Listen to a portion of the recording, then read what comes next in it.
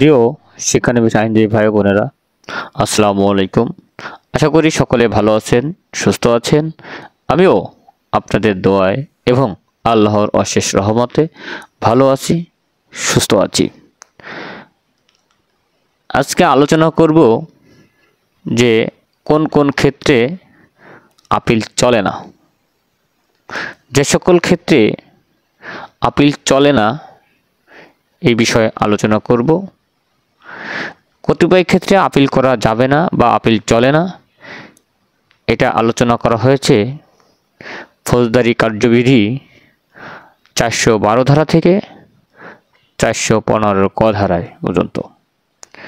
যে সকল ক্ষেত্রে আপিল করা যায় না, যে সকল ক্ষেত্রে আপিল করা যায় না তা ফৌজদারি কার্যবিধির 412 থেকে 414 ধারায় উল্লেখ করা হয়েছে। যে সকল ক্ষেত্রে আপিল করা যায় না তা মনে রাখার জন্য একটা কৌশল আমি তৈরি করেছি।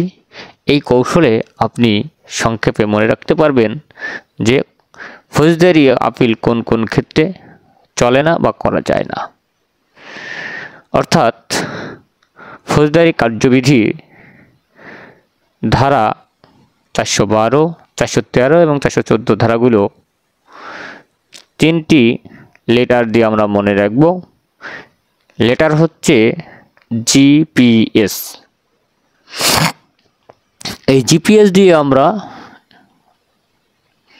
মনে রাখব যে তিনটি ক্ষেত্রে ফৌজদারি আপিল চলে না। এই জিটি হচ্ছে কি?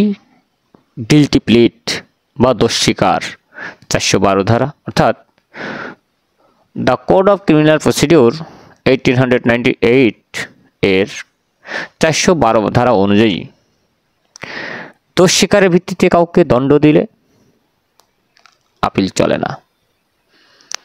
2 হচ্ছে পিটি হচ্ছে পিটি কেস, তুচ্ছ মামলা।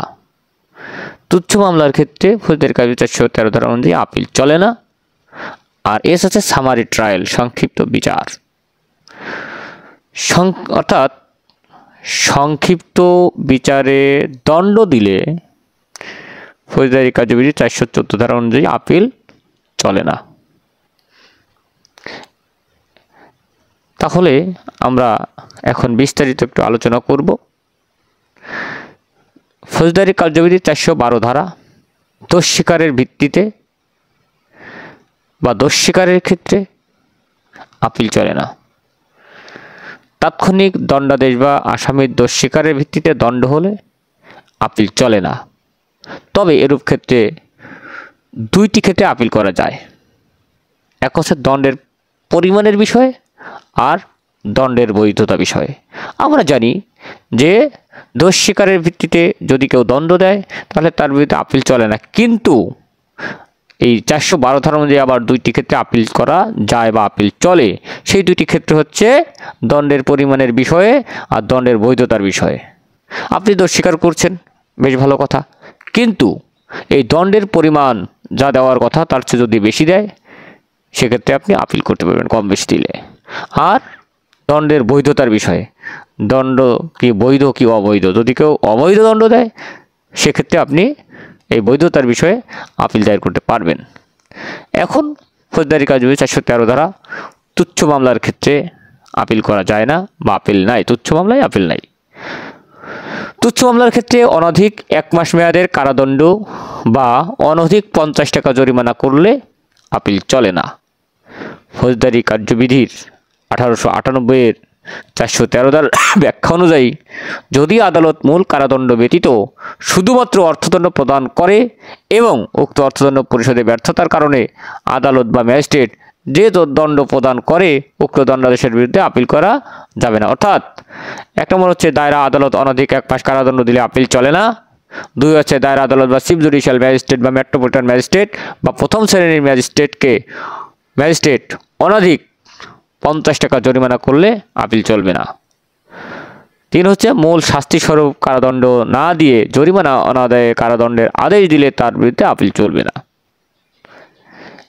ধারা 414 সংক্ষিপ্ত বিচারের রায়ের বিরুদ্ধে আপিল চলে না। ফৌজদারি কার্যবিধি 260 ধারা অধীন সংক্ষিপ্ত বিচারের ক্ষেত্রে অনধিক 200 টাকা জরিমানা করলে আপিল চলে না। সংক্ষিপ্ত বিচারে অনধিক 200 টাকা জরিমানা করলে সেই আদেশের বিরুদ্ধে আপিল চলে না। সাধারণ বিচারে 50 টাকার কম জরিমানা করলে আপিল চলে না, কিন্তু সংক্ষিপ্ত বিচারে অনধিক 200 টাকা জরিমানা করলেও আপিল চলে না। ফৌজদারি কার্যবিধির 412, 413 এবং 414 ক্ষেত্রে আপিল চলে না, কিন্তু রিভিশন করা যাবে। এখন ফৌজদারি কাজে 415 ধারাটা আলোচনা করি। সেটা হচ্ছে 413 ও 415 ধারার শর্ত। 413 বা 414 ধারায় উল্লেখিত কোনো দণ্ডের বিরুদ্ধে আপিল করা যাবে যদি উক্ত দণ্ডের বর্ণিত কোনো শাস্তির সাথে অন্য কোনো শাস্তি সংযুক্ত করা হয়। তবে যে দণ্ডাদেশ অন্য কোনোভাবে আপিলযোগ্য নয়, সেই দণ্ডাদেশ কেবলমাত্র দণ্ডিত ব্যক্তিকে শাস্তি রক্ষার জন্য জামানত দেওয়ার আদেশ দেওয়া হয়েছে বলেই আপিলযোগ্য হবে না।